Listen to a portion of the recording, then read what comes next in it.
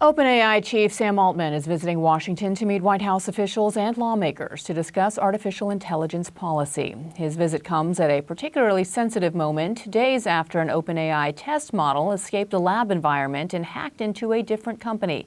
And it comes as staffers from frontier AI companies call for a slowdown in AI development in an open letter. Well, as intense debate rages over how the U.S. should regulate the fast-developing technology and respond to Chinese competition, Mark Zuckerberg says the U.S. government should not block Chinese AI. The CEO of Meta is also making the case for bringing superintelligence to more people. In an article for the Wall Street Journal, he says that can boost innovation and empower people.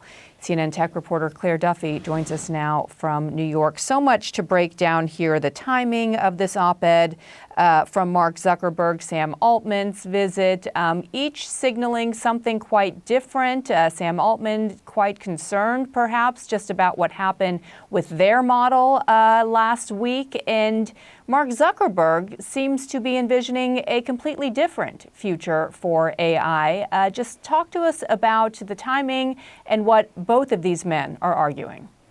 Yeah, Bianna, it's really interesting because Mark Zuckerberg seems to be trying to shift the narrative around AI away from some of these sort of doomerism scenarios that leaders in the industry like Sam Altman have laid out here.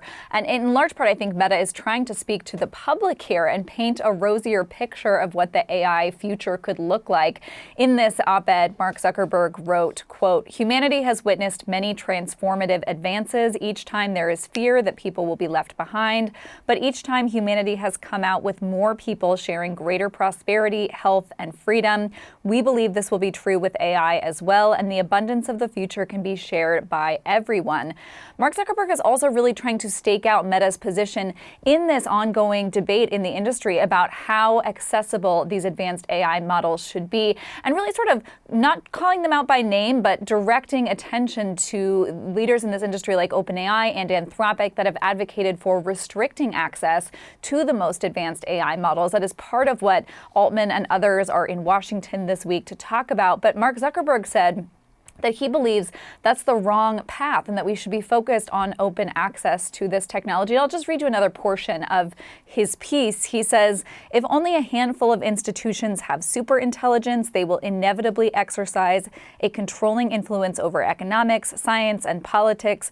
Even with the best intentions, that concentration would limit people's ability to choose their own future." But it's interesting, Bianna, because on one hand, Mark Zuckerberg is saying there needs to be open access to this technology. On the other hand, Meta this year just released its first closed source AI model, which restricts what people can do with it, after Zuckerberg had previously advocated for open source technology. So there is some tension, I think, between what he's saying and the direction that the company has been going in.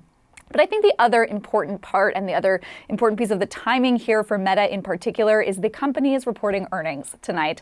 The shares of the company are down about 8% since the start of this year because investors are asking tough questions about how much money Meta is spending on AI infrastructure. They want to see a greater return from the company. So I think in general, it makes sense that Meta is in this moment trying to paint a rosier picture around AI than perhaps some of his counterparts are, who are really concerned about the risks. And it's worth asking, given the timing here and given the narrative that Mark Zuckerberg is now trying to promote, perhaps they're just hoping to buy time as well for investors, and with investors, as their open models appear to be lagging the frontier at this moment. All things can be true, I guess. Claire Duffy, thank you. Well, one more voice is weighing in over this debate on the future of AI. You know this man, Elon Musk, was asked whether human beings would be in control in 10 years' time. Musk, of course, is the world's richest man and the CEO of Tesla and SpaceX, his rocket and AI company. Take a listen to how he answered a question from the editor-in-chief of The Economist. You're sure that humans will no longer be in control in 10 years' time? I think it is unlikely. In the same way that if the difference in intelligence between AI and humans is vastly greater than the difference in intelligence between AI and chimpanzees, it's hard to imagine that the chimpanzees would be in charge. All right. On that note, time for The Exchange, where we want to dig deeper into the world of artificial intelligence. Joining me now is Sebastian Mallaby, journalist and senior fellow for international economics and the Council on Foreign Relations. We should note that interview with Elon Musk was not only conducted with The Economist editor-in-chief, the brilliant Zanny Menobetos, but she's also your wife. So this seems to be a family affair. It is a fascinating interview. It is worth the time to listen to all of his points and thoughts on a number of issues as it relates to AI. I was fascinated to see how he's really made an arc in being very concerned about it being an existential threat, to perhaps now coming and being at peace with the fact that, as he said, at least in his version of a fact, that in 10 years' time, humans will not be in charge. He says, well, monkeys seem to be quite happy swinging from trees. I don't know if that's the analogy that most people will be at peace with. But here you have Zuckerberg making the mirror image point in his op-ed, and he's saying he doesn't understand why anyone who believes AI would perhaps be an existential threat or eliminate humans' relevance would rush to build that future. So how do you square those two arguments? I think they've both got much to be, many gaps in them, right? So the Mark Zuckerberg view that this is going to be great. On balance, new technologies have been great, but they also have downsides. AI has very clear risks attached to it.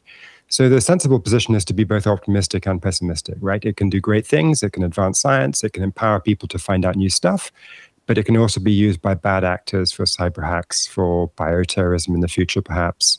There's even autonomy risks, there's deep fake risks, there's all these risks.